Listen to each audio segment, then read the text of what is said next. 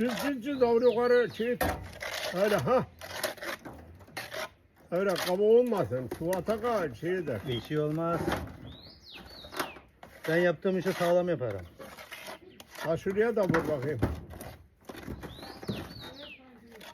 Harcatmadan ha şuraya da vur ha buraya.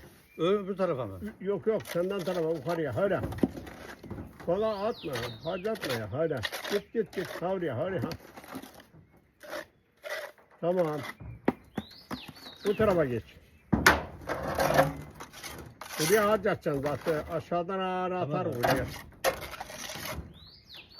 Tam tarafa yattı tamam.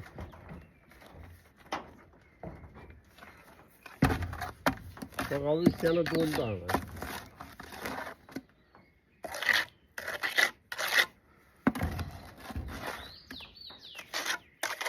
Buraya aşağıdan atarım. O abi isyanı yat tamam. Öyle. Öyle. Sıkıştı.